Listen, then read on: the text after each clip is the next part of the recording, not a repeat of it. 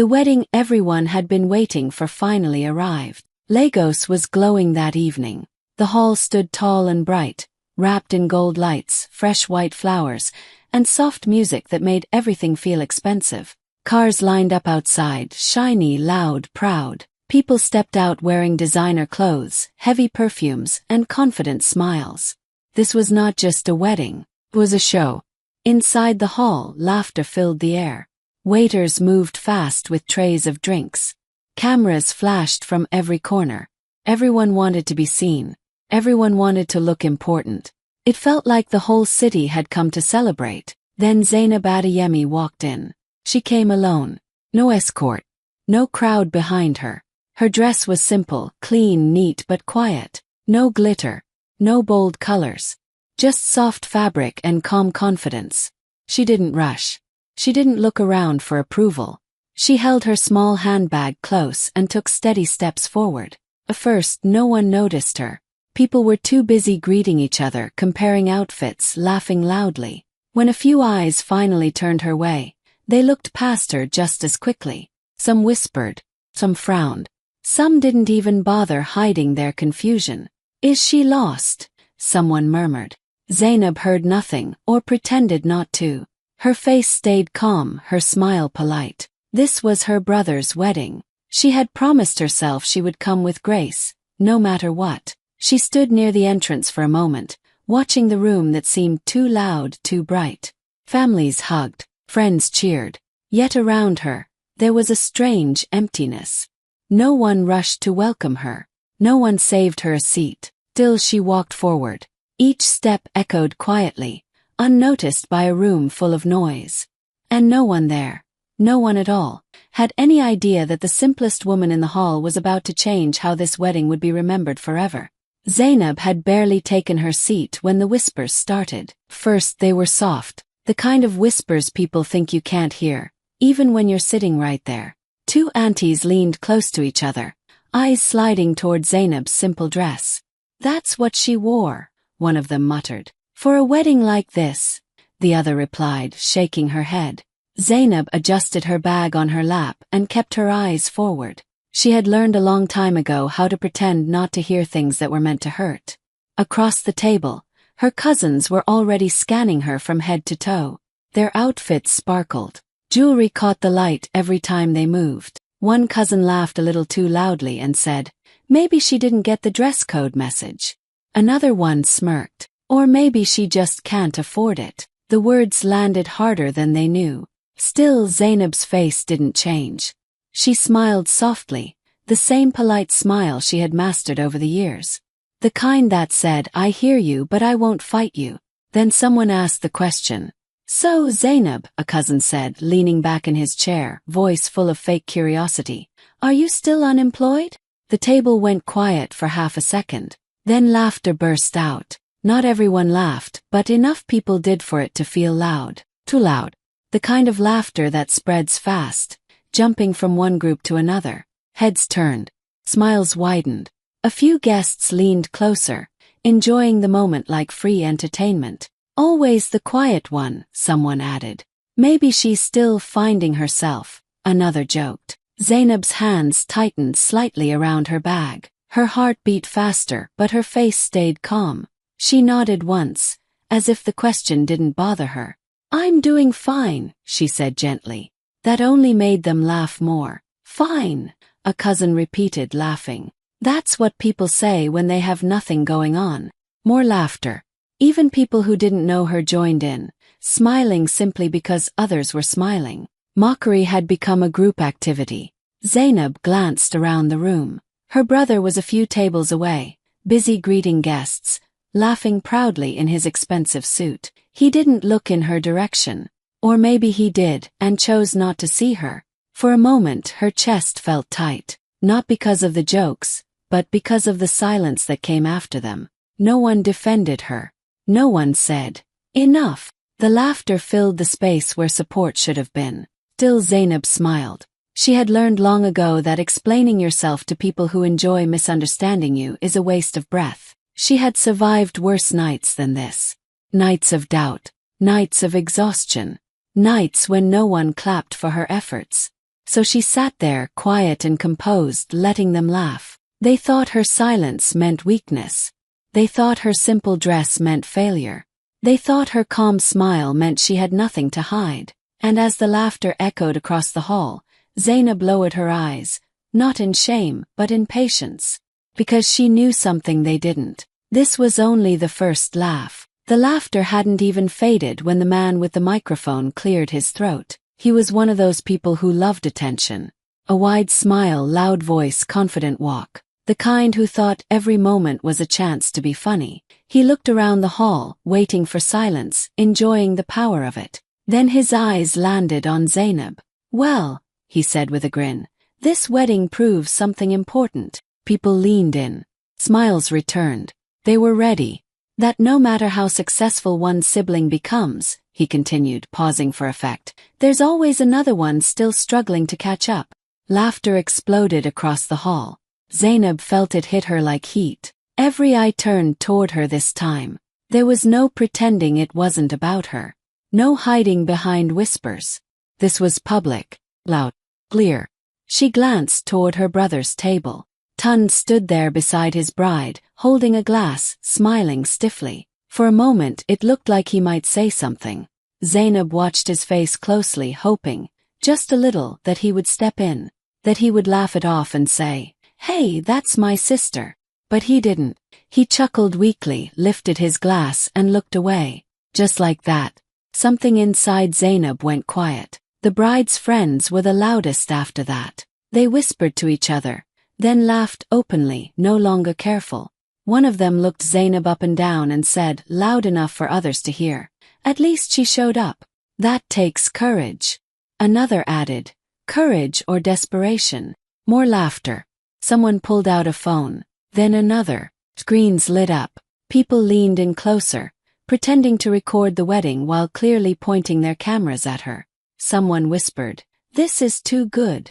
Zainab sat still as the room turned into a stage and she became the joke. Her face felt warm, but she kept her head high. She refused to sink into her seat. She refused to cry where they could see it. She could hear the clicks, the soft sounds of videos being recorded, the quiet giggles behind hands.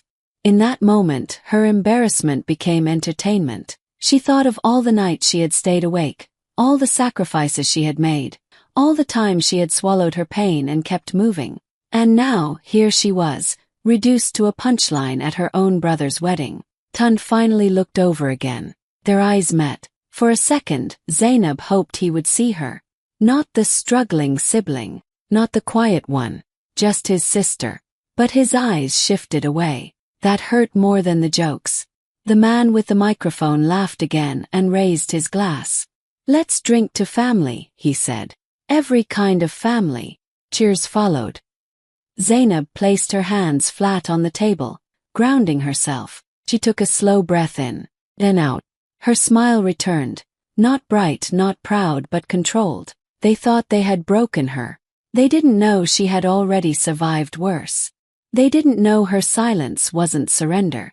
They didn't know this moment was being remembered, clearly, carefully. And while the hall buzzed with laughter and glowing screens, Zainab sat quietly, letting them record. Because very soon, every phone in that room would wish it had never been turned on. While the laughter continued around her, Zainab's mind drifted away from the bright hall, the sparkling dresses, and the flashing cameras. She went back, far back, to a place where no one had been laughing, where no one had been watching. She remembered her younger self, staying up late in a tiny Lagos apartment, the hum of the fan her only company. Nights were for work, freelance projects, tutoring kids, delivering small orders. Days were for school, for studying, for trying to get one step ahead while the world around her seemed too busy to notice. Every morning, she woke with tired eyes and a quiet determination. She was building something, herself, but no one saw it. Her family. They had always poured everything into her brother, Tund. Scholarships, opportunities, celebrations. Every achievement he made was loudly announced. Every success celebrated with gifts, smiles, and applause. And Zainab, she was quiet, mysterious, still finding her path. She learned early that asking for recognition was pointless. The world would cheer for who it chose. But she didn't need their applause. She didn't need the spotlight. Her victories were her own. Every late night, every small deal, every moment she invested in herself added up. She learned to measure her worth by results, not by approval. She learned that silence could be strength, that patience could be power, that the world would never notice until she chose to reveal herself. Zainab remembered the exhaustion, the doubts, the nights when it would have been easier to quit. But she didn't. She kept moving forward, quietly, steadily, with no one clapping, no one cheering, no one even acknowledging her effort. Every small success was a brick in the empire she was slowly building, one that no one would see until the foundation was unshakable. She had become invisible on purpose. Invisible but unstoppable.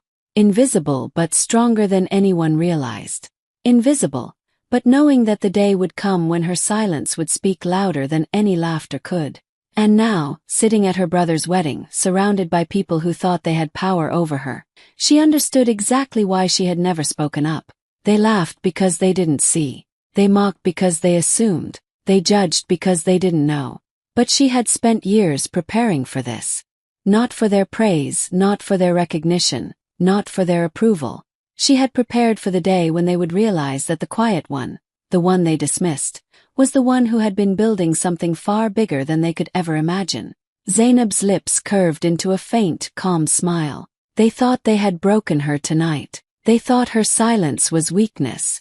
But it had been anything but. She had been ready, and soon, very soon, the room would know exactly who she was. Because the quietest voices often carry the loudest power. The reception hall sparkled, laughter bouncing off the walls, glasses clinking, music humming softly in the background. Zainab had taken her seat at a small table near the edge, quietly sipping her drink, letting the room spin around her. She had learned to move through moments like this before, to let the noise wash over her, to stay unseen until it mattered. But tonight something shifted. A man across the table leaned back, smirk on his face, holding his glass up like he owned the conversation. "You know," he said loudly, "I can't imagine working under people like us." The laughter hit immediately. Heads turned, smiles widened, elbows nudged. Some whispered, some giggled, some pointed. Zainab's stomach tightened. This wasn't a whisper behind her back. This wasn't a soft joke. This was public, loud, clear, directed right at her. She felt the familiar rush of embarrassment, the heat in her cheeks, but this time it was different. Something inside her stirred, a quiet flame that had been building for years. She had stayed calm for so long, had smiled politely through whispers, snickers, and outright mockery. But this was the kind of moment that could break someone if they weren't ready. Zainab took a slow breath. She placed her glass down with deliberate calm. The room's laughter continued for a few more seconds, everyone thinking they had the upper hand, thinking she would shrink again, thinking she would stay invisible. Then she looked up. Her eyes met theirs. Not with anger, not with tears, but with a calmness that made the room pause. A single look, steady and composed, that carried more weight than any words could at that moment. Heads tilted, laughter faltered. The smirks wavered. The whispers died. For the first time that evening, people noticed her. Not as the quiet one, not as the simple dress, not as the struggling sibling, but as someone who demanded to be seen. She didn't speak yet. She didn't have to. The energy shifted. People instinctively leaned back, unsure now how to continue their game. Zainab had learned long ago that power didn't always need to be shouted. Sometimes it was in the stillness, the pause, the knowing look that said, "I see you, and you don't see me yet." Her brother was at another table, busy with his new bride and their friends. He glanced toward her, just briefly. She caught the moment, and though it stung that he hadn't defended her, it also reminded her of why she had worked so hard in silence. She didn't need anyone to stand for her. She could stand for herself. Always had. Always would. Zainab's gaze slowly moved across the room, scanning the faces that had mocked, whispered, and laughed. Their confidence wavered. The air around the table felt heavier. Phones that had been casually recording earlier were lowered slightly, unsure. They could feel it, the shift, but they didn't yet understand it. The flame inside Zainab had been quietly growing through years of being overlooked, underestimated, and dismissed. Now it was ready, and when it burned fully, the entire hall would feel it. For the first time that night, she didn't just occupy space, she owned it. And that's when the first crack in their laughter began. The room had finally quieted just enough for people to take a breath. The laughter that had filled the hall earlier now hung in the air like a memory, nervous and hesitant. Zainab sat straight, her hands resting lightly on the table, her calm presence drawing attention without her even trying. She didn't need to raise her voice. She didn't need theatrics. She just needed a moment. Then she spoke. "Excuse me," she said softly, her voice clear and measured. "But can I ask something?" Heads turned slowly, curiosity flickering across faces. Some smiled politely, assuming it was just a polite question, a small interruption before the fun continued. "Who do you think signs your contracts?" she asked. For a heartbeat, there was only a ripple of nervous chuckles. Someone leaned back, pretending to laugh it off. "What do you mean?" a cousin said, still smirking. Others exchanged glances, nudging each other like it was some kind of joke. But as Zainab's words settled in, confusion spread. The laughter died down. Eyes that had been confident moments ago widened, brows furrowed, whispers started low and uncertain. People began to glance around, searching for an explanation. Bride's uncle froze mid-smile, his hand hovering near his glass. He opened his mouth once, then closed it again. Something in her tone, the calm certainty behind her question, made him pause in a way he hadn't expected. The air felt heavier. The cameras that had been casually recording moments earlier tilted slightly, unsure of what to capture now. Zainab's gaze swept the room slowly, meeting eyes without shame or anger. She didn't raise her voice. She didn't need to.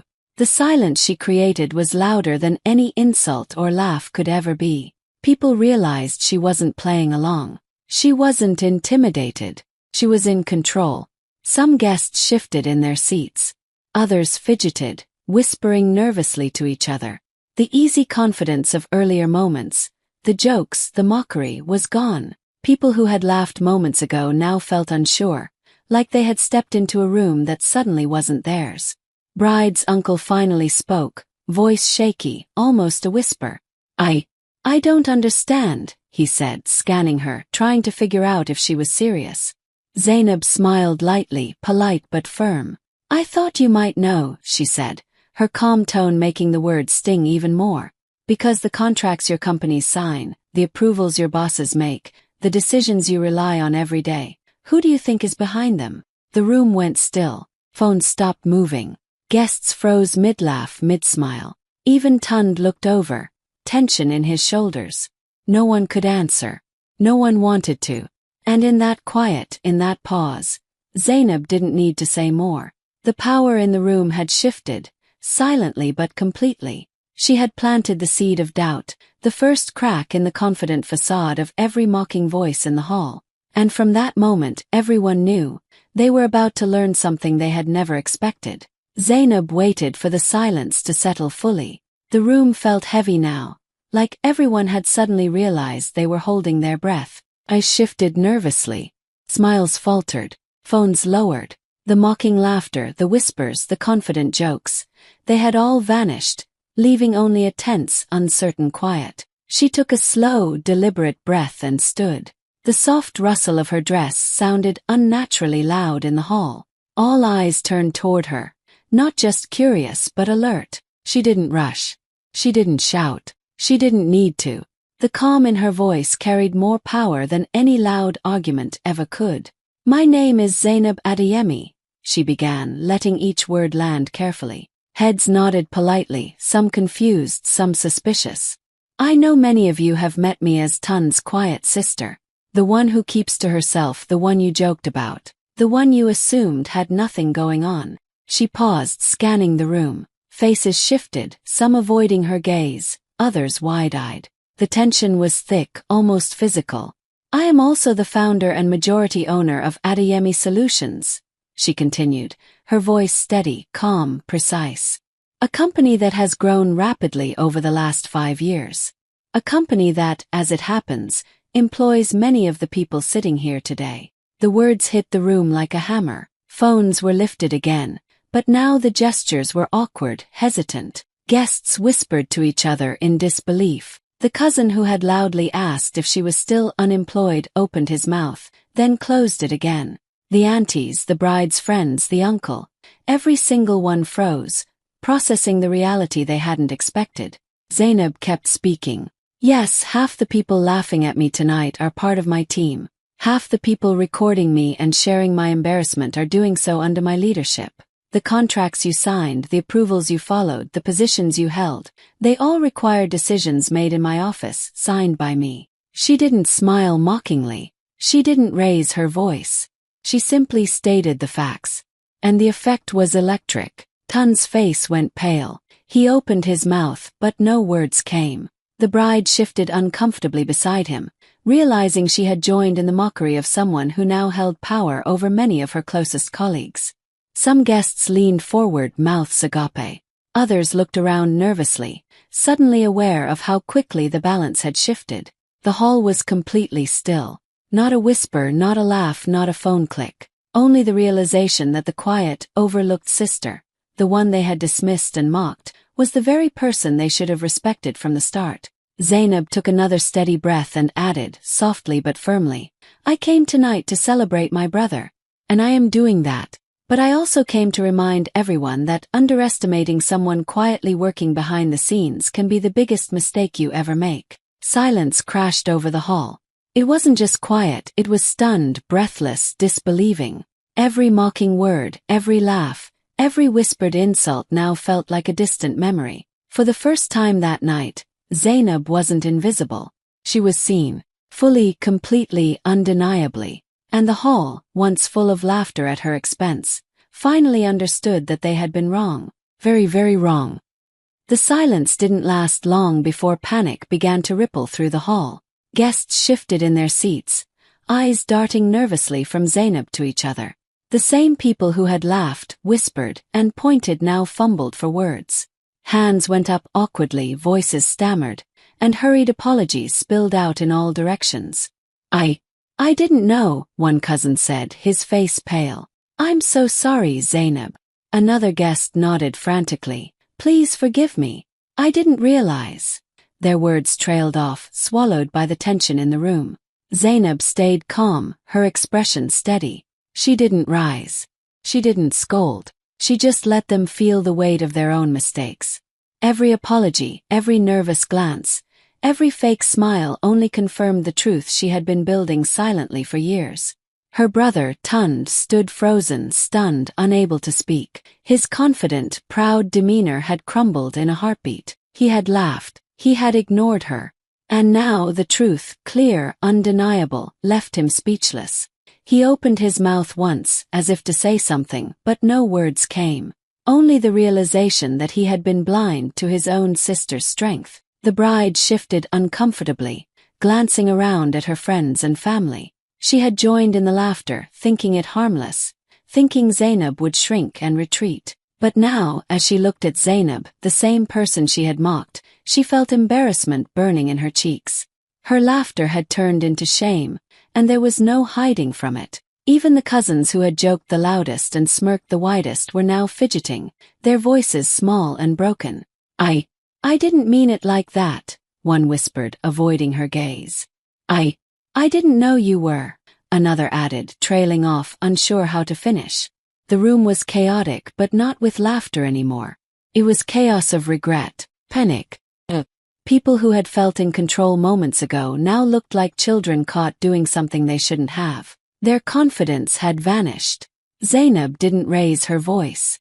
She didn't scream. She simply watched, her calm presence making the room feel heavier with each passing second. The very mouths that had mocked her, that had turned her embarrassment into entertainment, were now trembling with apologies, desperate to undo what they had done. But words could not erase the truth, and their realization only made the moment more intense. And through it all, Zainab stayed composed, letting them understand the cost of underestimating someone they thought was nothing. The power had shifted, and everyone knew it. Zainab waited until the noise of rushed apologies slowly faded. The room was no longer loud, just restless. People stood awkwardly, unsure whether to speak again or stay silent. All eyes were on her, waiting for anger, for punishment, for threats. But she gave them none of that. She took a slow breath and spoke in the same calm voice she had used all evening. "You don't need to apologize because of my position," she said gently. "That's not the point." The room stilled again. "I didn't come here to remind anyone of my power," she continued. "I came here as a sister, family, as a guest. And that version of me deserved respect too." Some heads dropped, some faces burned with shame. Zainab looked around the hall, meeting eyes without bitterness. "I didn't stay quiet because I was weak," she said. "I stayed quiet because I didn't need to prove myself to people who had already decided who I was." No one interrupted her. Even the waiters had stopped moving. "Success doesn't change who a person is," she added. "It only reveals who others are." Her words were soft, but they cut deep. She turned her gaze briefly toward her brother. Tund looked broken now, his pride gone, his shoulders heavy. Zainab didn't scold him. She didn't accuse him. She simply said, "I hope one day you'll understand that silence is not emptiness." Tund swallowed hard, unable to look at her. Zainab then faced the room again. "Respect isn't something you beg for when you find out someone is powerful," she said. "It's something you give freely, even when you think someone has nothing." The words hung in the air. She reached for her bag and stood up slowly. Chairs scraped softly as people shifted, unsure what would happen next. Some looked relieved she wasn't angry.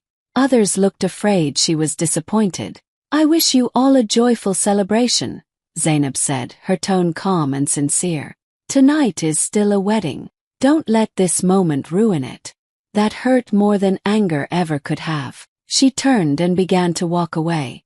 No applause followed, no laughter, just quiet respect and deep regret. As she moved through the hall, people stepped aside for her, not because of fear, but because for the first time they truly saw her. Zainab walked out with her head high, her dignity untouched. She didn't need to stay to watch their regret grow. She had said everything that mattered, and she left knowing one simple truth: respect is never demanded, it is earned. The wedding ended, but the story did not. By the next morning, messages were flying across family group chats. Phone calls went unanswered. Names were mentioned in low, worried voices. What happened at the wedding had spread fast, and this time it wasn't laughter traveling, it was fear. Some people went to work on Monday and realized things felt different. Meetings were shorter. Smiles were forced. A few were quietly called into offices and never came back to their desks. Not everyone lost their job, but everyone lost their comfort. Attitudes changed overnight. The jokes stopped. The confidence faded. People finally understood that words spoken in arrogance can return with consequences. In the family, silence replaced gossip. The same relatives who once laughed now avoided Zainab's name completely. Some tried to defend themselves, claiming they were just joking. Others pretended nothing happened. But everyone remembered, and everyone learned. Tund felt it the most. The wedding photos arrived, but he couldn't enjoy them. Every picture reminded him of the moment he looked away, the moment he stayed silent, the moment he failed his sister. He replayed it again and again, realizing too late that Zainab had never been behind him. She had been far ahead, waiting for him to catch up. He tried calling her, then texting. Long messages, short apologies. No reply. Not because she was angry, but because she had moved on. Zainab didn't speak about that night. She didn't post about it. She didn't explain herself to anyone. She returned to her life, her work, her peace. The wedding became a lesson people whispered about, a moment they wished they could undo. And Zainab, she carried the memory not as pain, but as proof. Proof that silence can hide strength. Proof that humility can confuse arrogance. Proof that the quietest person in the room is sometimes the most powerful. They laughed when they thought I was nothing. They panicked when they learned I was everything. And that day I stopped shrinking for anyone.